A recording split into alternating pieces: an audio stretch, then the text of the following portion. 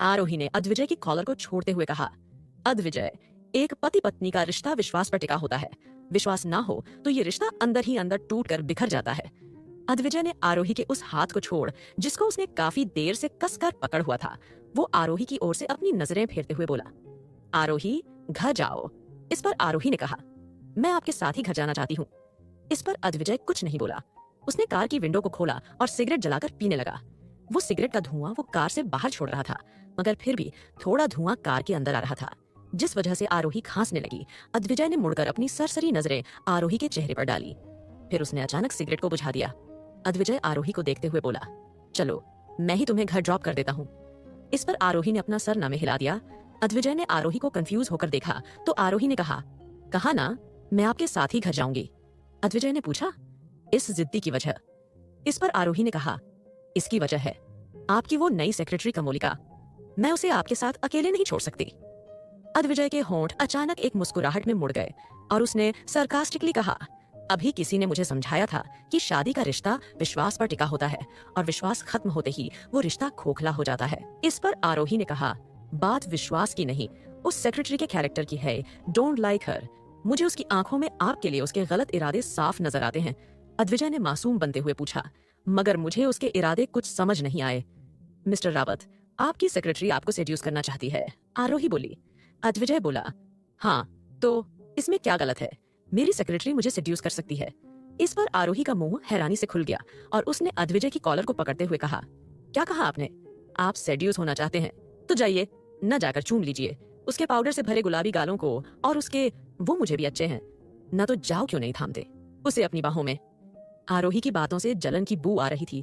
अद्विजय आरोही के गुस्से से भरे चेहरे को देखकर बोला, वैसे मैं ये बताना तो भूल ही गया कि मैं अपनी पहली और ब्यूटीफुल सेक्रेटरी को मुझे सेड्यूस करने का हक दे रहा हूँ। इस पर आरोही अचानक कंफ्यूज दिखाई दी। फिर उसे अद्विजय की बातों का मतलब समझ आया। वो बोली, यू मीन आप मुझे आपको सेड्यूस करने का मौका दे रहे हैं? अद्विजय ने हाँ में सर हिलाया और बोला, My little and aggressive wifey, you can seduce me. After all, you reserve all rights. इस पर आरोही को अचानक प्राउड महसूस हुआ कि वो इतने पावरफुल एंड चार्मिंग सीईओ की इकलौती वाइफ है। अद्विजय आरोही के हाथ को पकड़कर बोला, मैं आज ही कमोलिका को जॉब से निकाल रहा हूँ। So, you don't have to worry about it. आरोही खुश हो गई। फिर उसने पूछा, लेकिन आप कमोलिका और मुझे दोनों को ही सेक्रेटरी की जॉब से निकाल रहे हैं, तो आप फिर नई सेक्रेटरी अपॉइंट करेंगे? अद्विजय बोला, तुम्हें चिंता करने की जरूरत नहीं है, तुम्हें बस हमारे आने वाले बच्चे को हेल्दी बनाने पर ध्यान देना चाहिए। इस पर आरोही मन में बोली, नहीं, बिल्कुल नहीं, मैं नहीं चाहती कि मैं प्रेग्नेंट हूँ। God please don't bless me this time. Advijay अपनी डोमिनेंट आवाज में बोला, wifey, now I have a important work to do, so please you can go. इस पर आरोही ने कहा, ठीक है, लेकिन मैं अभी भी घर नहीं जाना चाहती, सो मैं ऑफिस में जाकर अपने को-वर्कर के साथ कुछ टाइम बताना चाहती हूँ। अद्विजय को याद आया कि आरोही ऑफिस के एम्प्लॉय से कुछ ज्यादा ही क्लोज थी, खासकर कार्तिक से। उसने आरोही को शताई से मना किया, नहीं, तुम उनसे नहीं मिल सकती। आरोही ने कहा, ठीक है, तो मैं आपके केबिन में जाकर थोड़ा रेस्ट कर लूंगी। अद्विजय कुछ नहीं बोल पाया। थोड़ी देर बाद दोनों ऑफिस में थे। कमोलिका इतनी बेशर्म थी कि वो अभी भी केबिन के अंदर अपने मेकअप और ड्रेस को ठीक कर रही थी। जब उसने अद्विजय और आरोही को एक दूसरे का हाथ पकड़कर केबिन में दाखिल होते हुए देखा तो वो हैरान हो गई। अद्विजय गुस्से से बोला, तुम अभी तक यहाँ से नहीं गई? इस पर कमोलिका डरते हुए बोली, वो मैं आपके आने का इंतजार कर रही थी। अद्विजय बोला, क्यों कर रही थी मेरा इंतजार? ये कहते हुए अद्विजय आगे बढ़ा। उसने अचानक कमोलिका की गर्दन को पकड़ लिया। कमोलिका कुछ ही देर में सांस लेने के लिए स्ट्रगल करने लगी। आरोही अद्विजय को इतने गुस्से में देखकर आगे आई और उसने अद्विजय को पीछे से हग करते हुए कहा, अद्विजय, उसे छोड़ दीजिए प्लीज। कहते हुए आरोही ने अपनी आंखें बंद की हुई थी। वो लव लेटर उसने अद्विजय के लिए लिखा था। वो अद्विजय से अपना प्यार कन्फेस करना चाहती थी, मगर फिर उसे याद आया कि अद्विजय उससे प्यार नहीं करता। वो अपना प्यार कन्फेस करने से डरने लगी, इसीलिए उसने उस लेटर को डेस्क के नीचे छुपा दिया था। मगर अद्विजय को बी लेटर मिला और गलतफहमी क्रिएट हुई। जब उसने अद्विजय को पीछे से हक किया हुआ था तो उसके हाथ अद्विजय की धड़कनों को फील कर पा रहे थे। इसी बीच आरोही की रिक्वेस्ट सुनकर अद्विजय का गुस्सा कुछ शांत हुआ और उसने कमोलिका को छोड़ दिया। कमोलिका सांस लेने के लिए हांफने लगी और वो जल्दी से केबिन से बाहर भाग गई। अद्विजय ने शांत होकर अपने फोन के गिने चुने नंबर में से दंश का नंबर निकालकर उसे कॉल करके कहा, दंश, जल्दी से ऑफिस आओ। इस पर दंश बोला, ठीक है बॉस, मैं ऑफिस पहुंचता हूँ, लेकिन इससे पहले आप एक बार बता देंगे कि मुझे इस बार क्या काम करना है? किसकी हड्डियां तोड़नी है या किसी का काम खलास करना है? अद्विजय झल्लाते हुए बोला, ऐसा कुछ नहीं करना है तुम्हें। बस एक लड़की को यहाँ से ले जाना है और उसे एक ऐसी जगह छोड़कर आना है जहाँ से वो कभी वापस इंडिया ना आ सके। इस पर दंश कहना चाहता था कि आखिर उसके बॉस को एक ही काम क्यों था? हर वक्त लड़की लड़की इसके अलावा वो उसे कोई और काम क्यों नहीं देते थे, जैसे कि किसी की हड्डियों को तोड़ने का काम। मगर दंश ऐसी कोई शिकायत अद्विजय से करने की हिम्मत नहीं कर पाता था, इसलिए उसने फोन रख दिया और वो अपनी रिवॉल्वर ढूंढने लगा। मगर उसे अपने सोफे के नीचे रिवॉल्वर नहीं मिली। वो इन दिनों सोफे पर ही सोता था। कल्याणी और निकिता दोनों कमरे में सोई थी। कल्याणी जहाँ बिस्तर पर सोई थी तो निकिता नीचे फर्श पर सोई थी। निकिता कल्याणी से लड़ाई में जीत नहीं पाती थी। कल्याणी जितनी पतली थी उसमें लड़ने की ताकत उतनी ही ज्यादा थी। वो दिन में 50 बार निकिता को थप्पड़ मार देती थी। उसने निकिता का हाल बुरा कर रखा था और लगभग निकिता का सारा खाना वो खा जाती थी। कल्याणी निकिता को टॉर्चर कर रही थी, जिससे दंश काफी खुश था। उसे निकिता को टॉर्चर करने का काम ही मिला था और वो काम कल्याणी कर रही थी। इस वक्त वो अपनी खोई हुई रिवॉल्वर को ढूंढने में व्यस्त था। उसने गुस्से में सोफे को ही उठाकर फेंक दिया, मगर उसे रिवॉल्वर नहीं दिखाई दी तो उसने दूसरे सोफे को भी उठाकर उल्टा कर दिया। वहां भी रिवॉल्वर नहीं थी। फिर उसने टेबल को भी उल्टा किया। साथ में हर कोने की तलाश की, मगर उसे रिवॉल्वर नहीं दिखी। आखिर में उसने कमरे का दरवाजा खटखटाया। जिस कमरे में निकिता और खूंखार कल्याणी रहती थी।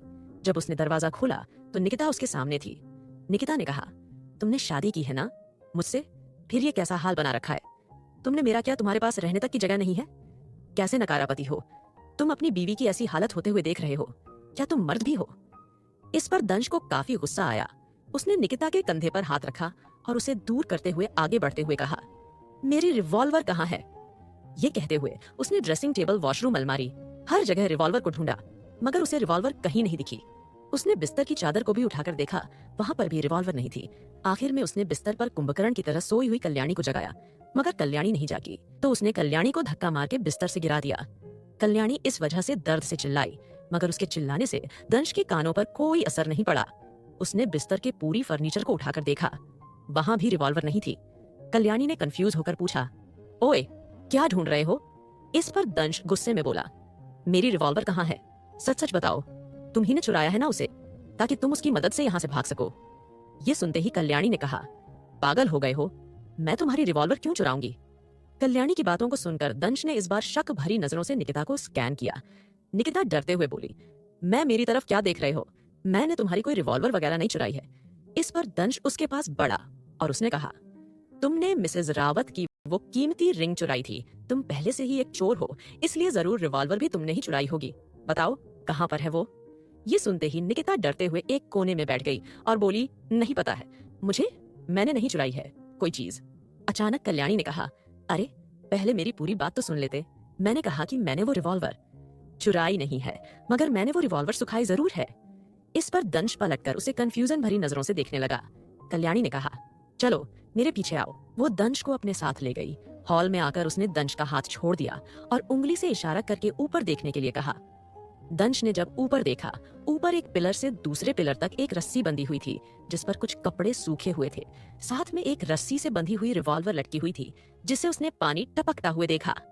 ये नजारा देखकर उसका मुंह हैरानी से खुल गया और उसने उंगली से इशारा कर हकलाते हुए कहा, ये क्या है? ये सुनते ही कल्याणी ने कहा, तुम्हारी इस रिवॉल्वर पर धूल मिट्टी लगी हुई थी, चल भी नहीं रही थी, तो मैंने सोचा कि मैं इसे भी धो देती हूँ। दिवाली आ रही है तो उसकी सफाई तो बनती है ना। इस पर दंश ने अपना सर पीट लिया और बोला, क्या तुम्हें पता नहीं है? ये रिवॉल्वर है, इससे किसी की जान ली जाती है और तुमने इसे चलाकर देखा। ये सुनते ही कल्याणी ने कहा, हाँ मैंने इसे चलाकर देखा था, लेकिन ये चली ही नहीं। इस पर दंश बोला, वो इसीलिए कि इसमें गोली ही नहीं थी, लेकिन अगर इसमें गोली होती तो तुम क्या करती? ये सुनते ही कल्याणी ने कहा, मैं बिल्कुल इसको चलाकर देखती, वैसे गोली होती तो तुम पर चलाकर मैं यहाँ से भाग जाती। इस पर दंश बोला, बेवकूफ औरत मन तो कर रहा है कि तेरा गला घोंट दूं, लेकिन तुझे जिंदा रखना है। वो रस्सी पर लटकी अपनी रिवॉल्वर को उतार लाया, लेकिन उसने ध्यान से देखा तो रिवॉल्वर कुछ अजीब लग रही थी।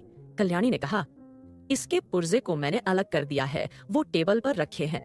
इस पर दंश टेबल की तरफ गया और वो अपनी रिवॉल्वर के पुर्जे उठाकर वहां से गुस्से में चला गया। जब वो बाहर गया तो उसकी नजर सुंदर सुंदर फूलों और सब्जियों के पौधों पर गई। वो तरबूज की बेल के पास जाकर बैठ गया। उसने एक बड़े से तरबूज को अपने हाथ में उठाया और उसे धरती पर मारकर फोड़कर उसे हाथ से खाने लगा। ठंडा तरबूज को खाकर उसका दिमाग थोड़ा ठंडा हो गया। अपना दिमाग ठंडा करने के बाद दंश अद्विजय का दिया काम करने के लिए निकल गया। जब वो ऑफिस पहुंचा तो उसे गुस्से से तमतमाया अद्विजय दिखा। 128 अपना दिमाग ठंडा करने के बाद दंश अद्विजय का दिया काम करने के लिए निकल गया। जब वो ऑफिस पहुंचा तो वो अद्विजय से मिला। अद्विजय ने कहा, मेरी नई सेक्रेटरी कमोलिका को ढूंढो और उसे यहाँ से ले जाओ। इस पर दंश ने अपना सर हाँ में हिलाया और कमोलिका को ढूंढने चला गया। उसे कमोलिका वॉशरूम में मिली, जो कि अपने गर्दन पर बने निशानों को मेकअप से ढक रही थी। उसने कमोलिका का हाथ पकड़ा। कमोलिका जब चिल्लाने लगी तो उसने कमोलिका के मुंह पर एक क्लोरोफॉर्म से भरा रुमाल रखा और उसे बेहोश करके अपने साथ ले गया। अद्विजय आरोही के साथ ऑफिस में था। आरोही अद्विजय का शेड्यूल बना रही थी। वो काम करके अद्विजय के साथ ऑफिस से निकली। सभी को उसने एडवांस में दिवाली विश किया। आरोही जब कार में बैठी तो उसने कहा, क्या आपके ऑफिस में होली दिवाली सेलिब्रेशन की पार्टी नहीं होती? अद्विजय बोला, हाँ होती है, मगर उस पार्टी को दिवाली के बाद ही रखा जाता है, बिकॉज कुछ एम्प्लॉइज टाइम पर ऑफिस आने के लिए यही पास में अपार्टमेंट लेकर रहते हैं, तो उन्हें दिवाली पर अपने घर जाना होता है, इसीलिए वो पहले ही चले जाते हैं और दिवाली के बाद आते हैं। इस पर आरोही ने कहा, आप अपने एम्प्लॉइज का इतना ध्यान रखते हैं, आई एम अमेज्ड। अद्विजय ने उसे एक लुक दिया। दोनों फिर घर के लिए निकल गए। आरोही ने जाकर धानी को गले लगाया। धानी ने आरोही को गले लगाने के बाद अद्विजय को गले लगाया। अद्विजय ने उसे गोद में उठा लिया। उसके चेहरे पर काफी सख्त एक्सप्रेशन थे। अचानक धानी ने अपने छोटे छोटे हाथों से अद्विजय के माथे को दबाना शुरू कर दिया।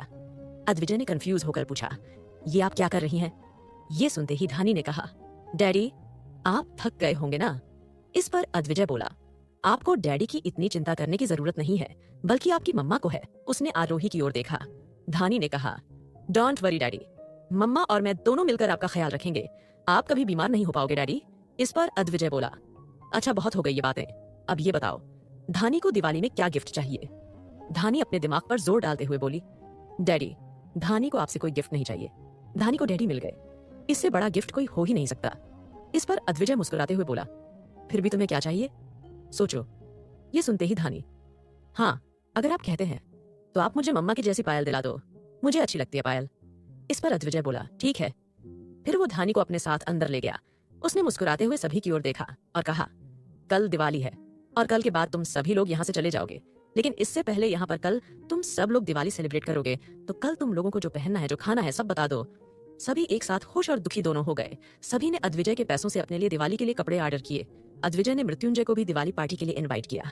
अगली सुबह जब अद्विजय की आंख खुली तो उसने धानी और आरोही दोनों को एक दूसरे को गले लगाकर सोते हुए देखा।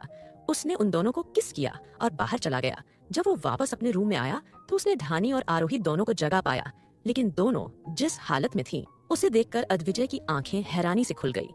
आरोही और धानी दोनों ही बाथररॉब में लिपटी हुई थीं और दोनों के बाल गीले थे। दोनों मस्ती कर रही थी। जब धानी की नजर सामने खड़े अद्विजय पर गई तो उसने अपने आप को आरोही के पीछे छुपा लिया। वो शर्मा रही थी।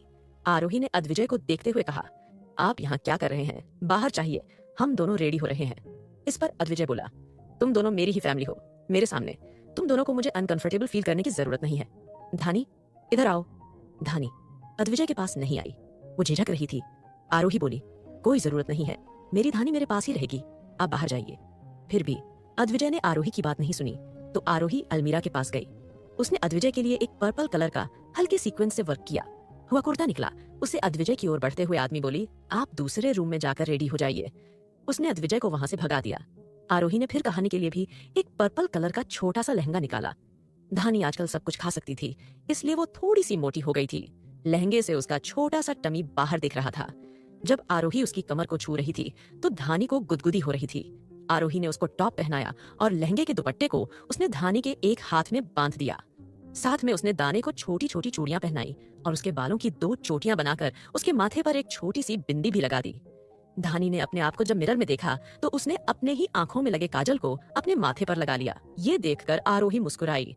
आरोही ने भी फिर अपने लिए कपड़े निकाले और वो एक सिंपल पर्पल कलर की साड़ी पहनकर तैयार हो गई। साड़ी तो पूरी तरह सिंपल थी, मगर उसके ब्लाउज पर थोड़ा हैवी वर्क किया हुआ था। उसने अपने बालों को कर्ल किया, हाथों में बैगनी कलर की बैंगल्स पहनी और धानी की जैसे ही एक छोटी सी बिंदी लगाकर आरोही तैयार हो गई। धानी ने फिर ड्रेसिंग टेबल से एक लिपस्टिक उठाई और आरोही से झुकने का इशारा किया। आरोही जब झुकी तो धानी ने बड़े ही ध्यान से आरोही से होठों पर लिपस्टिक अप्लाई की। लिपस्टिक अप्लाई करने के बाद धानी ने अपने दोनों होठों को एक दूसरे से रब करते हुए कहा, मम्मा ऐसे करो ऐसे। आरोही मुस्कुराई और फिर उसने भी अपने दोनों होठों को रब किया। तो उसके दोनों होठों पर अच्छे से लिपस्टिक लग गई। जब अद्विजय शेरवानी पहन के उनके रूम में आया तो धानी बोली, डैडी इधर आइए। अद्विजय ड्रेसिंग टेबल के पास गया। धानी ने एक लिप ग्लॉस उठाया और बोली, डैडी नीचे झुकिए। इस पर अद्विजय नीचे झुक गया। उसने फिर आरोही धानी की ओर देखा। धानी ने लिप ग्लॉस जब अद्विजय के होठों पर रखा तो उसकी भौहें सिकुड़ गई, मगर वो अपनी प्यारी बेटी को कैसे मना कर सकता था, इसलिए उसने धानी को वो लिप ग्लॉस लगाने दिया। आरोही की नजर जब अद्विजय के होठों पर गई तो उसके पतले होंठ हल्के साइन कर रहे थे। अद्विजय से आज पर्पल कलर की शेरवानी में और भी दिनों से ज्यादा डेशिंग लग रहा था। आरोही जब अपनी चोर नजरों से अद्विजय को देख रही थी तो अद्विजय ने भी उसकी ओर देखा, मगर अचानक उसने अपनी नजरें फेर ली। तैयार होकर नीचे गए तो बाकी सभी भी तैयार होकर ब्रेकफास्ट के लिए आ गए। आज सेफ ने उन सभी के लिए काफी सारी मिठाइयां बनाई थी। मृत्युंजय और सौम्या भी रावत विला में एंटर हुए। मृत्युंजय ने हॉट पिंक कलर का मिरर वर्क वाला कुर्ता पहना हुआ था और सौम्या ने उसी की मैचिंग की साड़ी पहनी हुई थी। सौम्या की साड़ी पर भी हल्का मिरर वर्क था। उसके दोनों हाथों में चूड़ियां और मांग में लाल सिंदूर था।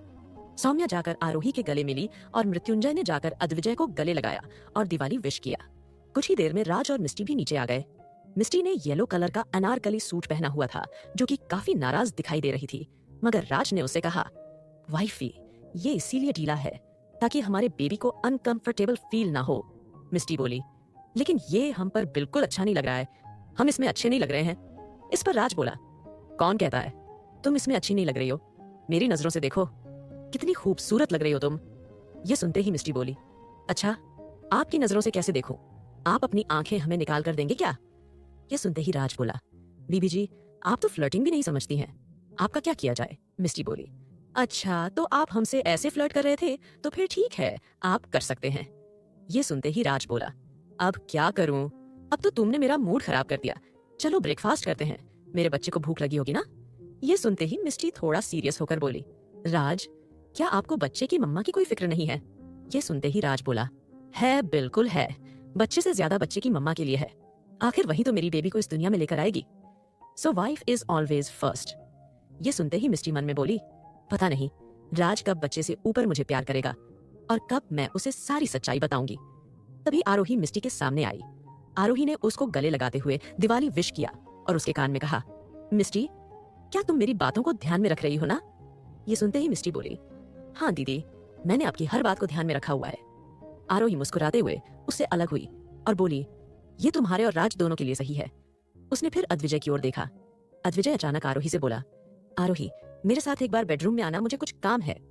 आरोही कंफ्यूज हो गई और बोली, क्या काम है? इस पर अद्विजय बोला, मुझे एक जरूरी फाइल चाहिए जो मैंने तुम्हें दी थी। ये सुनते ही आरोही ने कहा, लेकिन मुझे तो आपने कोई फाइल नहीं दी थी। इस पर अद्विजय बोला, तुम्हें मैंने दी थी, शायद तुम्हें उस टाइम पर नींद आ रही होगी और तुम उसे कहीं रख कर भूल गई होगी। ये सुनते ही आरोही ने कहा, मगर मैं श्योर होकर कह सकती हूँ कि आपने मुझे कोई फाइल नहीं दी थी। इस पर अद्विजय चुप हो गया। सौम्या आरोही के कान में झुकते हुए बोली, आरोही क्या तुम समझ नहीं रही हो मिस्टर रावत तुम्हें अकेले में ले जाकर कुछ खास बताना चाहते हैं, उनके पास जाओ। आरोही कुछ नहीं समझी और वो फिर अद्विजय के साथ चली गई। जब वो रूम में आई तो अचानक अद्विजय ने डोर को लॉक कर दिया। आरोही ये देखकर बोली, आपने डोर को क्यों लॉक किया है? अद्विजय बोला, तुम्हें मेरी वो इम्पोर्टेंट फाइल ढूंढनी है। ये सुनते ही आरोही ने कहा, हाँ लेकिन डोर क्यों लॉक किया, मैं आपसे ये पूछ रही हूँ। इसका अद्विजय नहीं कोई जवाब नहीं दिया और वो आरोही के बिल्कुल पास आ गया। उसने आरोही के बालों को कान के पीछे करते हुए कहा, आरोही किसी ने बताया? ये सुनते ही आरोही ने कहा, मुझे किसी ने क्या बताया, कातिलाना लग रही हो। आरोही मुस्कुराई। अद्विजय ने आरोही के गालों पर अपना उल्टा हाथ फेरते हुए कहा, I can make them more pinkish. Aarohi confuse होकर बोली, क्या? तभी अद्विजय ने आरोही के गाल को चूमते हुए कहा, आई सेड तुम्हारे इस खूबसूरत बदन को, तुम्हारे इस खूबसूरत होठों को चूमकर मैं और गुलाबी कर सकता हूँ। आरोही शर्मा गई। अद्विजय ने आरोही को पीछे से गले लगाया। अपनी बाजू को आरोही के गर्दन में डालते हुए वो आगे बोला, आरोही। इस पर आरोही बोली, हाँ कहिए। अद्विजय ने उसे कुछ नहीं कहा और अपने होंठ आरोही के आरो की हॉट पर रखे आरोही के होंठ एक आह भरने के लिए खुल गए। आरोही ने जब मिरर में अपने आप को देखा तो उसके गाल बिल्कुल पिंक हो चुके थे। अद्विजय सेडेक्टिवली उसे देख रहा था। उसकी आंखों में एक जुनून साफ नजर आ रहा था, मगर आरोही की नजरों में प्यार था। अद्विजय कंधे पर उसकी बाजू पर प्यार से चूमते हुए बोला, क्या तुमने माफ किया मुझे? आरोही कंफ्यूज होकर पूछने लगी, किस चीज के लिए? इस पर अद्विजय बोला, उस रात के लिए जब मैं नशे में तुम्हारे साथ वो सब किया। ये सुनते ही आरोही ने कहा, अद्विजय, आपको उस रात के लिए माफी मांगने की जरूरत नहीं है। आप उस रात होश में नहीं थे और ना ही मैं होश में थी। इस पर अद्विजय बोला, मगर उस रात की वजह से तुम्हारा रोम रोम प्यार की चाहत से सिहर जाता है। ये सुनते ही आरोही ने कहा, शायद अब ऐसा ना हो। इस पर अद्विजय बोला, क्या तुम चाहती हो कि मैं एक बार ट्राई करूं? आरोही बोली, नहीं, मैंने कब ऐसा कहा। अद्विजय बोला, मगर मुझे ट्राई करना चाहिए। आखिर अपनी वाइफ के सुख दुख में मुझे साथ देना चाहिए। उसने फिर से आरोही कंधे को छूमा और फिर उसके ईयर लोब को चूम लिया। किसो नाजीज रोमांटिक बातें बाद में कीजिएगा। आज दिवाली है, मुझे पूजा करनी है, अपने परिवार के साथ टाइम स्पेंड करना है। वैसे आज मैं अपने चाचा चाची के घर जाना चाहती हूँ, आरोही बोली। इस पर अद्विजय की भौहें चढ़ गई। उसने कहा, नहीं, तुम वहां नहीं जा सकती। ये सुनते ही आरोही ने कहा, मगर क्यों? अद्विजय बोला, क्योंकि मैंने मना किया है। माना कि मेरी बहन ने उस रिंग को चोरी किया था, मगर मैंने आपको वो रिंग वापस कर दी है। सो प्लीज मुझे मेरे चाचा चाची से तो मिलने दीजिए। और मेरा छोटा भाई गोलू, मैं उसे बहुत प्यार करती हूँ। इस पर अद्विजय ने एक सॉल्यूशन सोचा और बोला, मैं तुम्हारे चाचा चाची जी को यहाँ आने के लिए कहूंगा, लेकिन तुम यहाँ से नहीं जा सकती। आरोही तैयार हो गई और वो फिर कुछ ही देर में रूम से बाहर निकल गई। अद्विजय ने फिर दंश को कॉल किया, हेलो दंश, जल्दी से अग्रवाल हाउस जाओ। मगर क्यों? इससे पहले कि अद्विजय कुछ कहता, उसके बेडरूम का दरवाजा दोबारा खुला और आरोही अंदर आई। आरोही ने अपना फोन अद्विजय की और बढ़ते हुए कहा, इसमें मेरे चाचा चाची जी दोनों का नंबर है, आप उनसे बात कर सकते हैं। इस पर अद्विजय ने आरोही का फोन लिया और अचानक से दंश का कॉल काटकर फोन में राघव जी का नंबर सर्च करके उन्हें रावत विला आने के लिए कहा और साथ में ये धमकी दी कि वो निकिता की शादी की बात आरोही के सामने न करें। धमकी देकर उसने कॉल काट दिया। कॉल काटने के बाद अचानक अद्विजय की नजर आरोही की फोन में सेव राहुल के नंबर पर गई। उसके फोन पर सबसे ज्यादा कॉल राहुल का ही आता था, इसलिए वो नंबर सबसे ऊपर था। अद्विजय ने उस नंबर को देखकर अपने हाथ गुस्से से भींच लिए। अचानक उसने फोन को काफी ज्यादा फोर्स के साथ पकड़ा। फोन की स्क्रीन बार बार जलने लगी और कुछ ही देर में वो फोन की डिस्प्ले टूट गई। अद्विजय ने उस फोन को बालकनी से नीचे फेंका। दंश, जो कि अद्विजय के कॉल काटने की वजह से छड़कर अद्विजय के रूम में ही आ रहा था, वो फोन दंश के सिर पर जाकर लगा। दंश ने अपने सर को सहलाया और वो अचानक नीचे कूद गया। बॉस के कमरे में ये सब क्या हो रहा है? कहीं मैडम और बॉस की लड़ाई तो नहीं हो रही है? और मैडम नहीं, ये फोन बॉस के ऊपर फेंक कर मारा। वो भी सकता है शादी के बाद। यही सब चीज तो होती है, मगर मेरी भी तो शादी हो गई है। छोड़ो, वो एक नकली शादी है, मुझे बस उस लड़की को टॉर्चर करना है। वही अद्विजय उस फोन को फेंकने के बाद बेडरूम से बाहर निकला। नीचे सभी को एंजॉय करता देख अद्विजय के होठों पर वापस स्माइल लौटने लगी, लेकिन सिया को देख उसे कुछ अच्छा नहीं लगा। अब वो सिया से अटैचमेंट फील नहीं करता था। सिया ने पहले भले ही उस पर कितने भी एहसान किए हो, मगर उसने उसे इतना बड़ा झूठ बोलकर अच्छा नहीं किया था। इसके लिए वो उसे कभी माफ नहीं करने वाला था, क्योंकि उसकी वजह से ही धानी उससे इतने सालों दूर रही और धानी ने इतना कुछ सफर किया। अचानक उन सभी को एंजॉय करता छोड़कर अपने विला से बाहर निकल गया। उसने अपनी कार को ड्राइव की और एक घर के अंदर पहुंचा, जहां पर एक कुर्सी पर कोई बंधा हुआ था। अद्विजय ने अचानक सामने टेबल पर रखे एक बेल्ट जैसी चीज को उठाया, जिस पर लोहे की कुछ कील लगी हुई थी। वो सामने बंधे राहुल के पास आया। राहुल ने अद्विजय को देखा और वो मुस्कुराते हुए बोला, मिस्टर रावत, ऐसा क्या हुआ जो अचानक आपको मेरी याद आ गई? आज तो दिवाली है ना, क्या हुआ? मन नहीं लग रहा? इस पर अद्विजय बोला, राहुल, तुम्हें एक चैन की जिंदगी शायद रास नहीं आ रही थी, इसलिए तुमने अधिवजय रावत से दुश्मनी करने का सोचा। राहुल मुस्कुराते हुए भूल बोला, अद्विजय, लगता है तुम्हारी याददाश्त कमजोर हो रही है। दुश्मनी मैंने नहीं, तुमने शुरू की थी। तुम थे जिसने दोस्ती को दुश्मनी में बदला। खैर, बीती बातें गुजर गई। ये बताओ मेरी आरोही कैसी है? इस पर अद्विजय ने राहुल के गर्दन को पकड़ लिया और वो उसे बुरी तरह घूरते हुए बोला, वो मेरी पत्नी है, आइंदा अपनी जुबान से उसका नाम लेने की हिम्मत भी मत करना। वो आरोही और अद्विजय दोनों के बीच गलत फहमियां पैदा करना चाहता था। वो इतना गिर चुका था कि वो अब सिर्फ इतना चाहता था कि आरोही और अद्विजय अलग हो जाए। अब तो उसे ये भी परवाह नहीं थी कि आरोही को बचाने के लिए ही उसने इतने सालों दूर रहना का रास्ता चुना था। राहुल को आरोही के बारे में इतनी घटिया शब्द कहते देख अद्विजय बोला, वैसे मैं कभी भगवान में बिलीव नहीं रखता था, मगर अब रखने लगा हूँ। पता है क्यों? क्योंकि आरोही मेरी जिंदगी में आई, वो मेरी वाइफ बनी, उसने मेरी बेटी को जन्म दिया। और अब मुझे पता चला कि क्यों तुम आरोही से प्यार करके भी उसकी जिंदगी में रहने का हक क्यों नहीं लेकर आए। राहुल बोला, भगवान को बीच में मत लाओ। मैं और आरोही एक दूसरे से प्यार करते थे और प्यार करते हैं। हम दोनों एक दिन एक होकर रहेंगे। कुछ देर रुककर वो आगे बोला, वैसे भी मैं तुम्हें बताना भूल गया, मैं एक बार ऑस्ट्रेलिया से वापस आया था, तभी तो मुझे याद है कि उसकी कमर पर तिल है। देखो, मैंने उस तिल को इतने सालों पहले देखा था और अभी भी मुझे याद है। अचानक अद्विजय ने एक जोरदार मुक्का राहुल के मुंह पर जड़ दिया, जिससे राहुल के मुंह से खून आने लगा।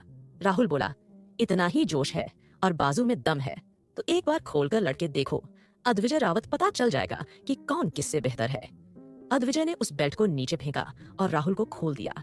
राहुल जैसे ही आजाद हुआ, उसने अपना मुक्का बनाकर अद्विजय की ओर बढ़ा। अद्विजय ने उसके हाथ को पकड़ा और उसे पैरों में अपना पर फंसाकर नीचे झुकाया और उसके हाथ को कंधे से पकड़कर पीछे मोड़ दिया। एक क्रैक की आवाज के साथ राहुल का हाथ डिसबैलेंस हो गया, मगर राहुल के मुंह से एक चीज नहीं निकली।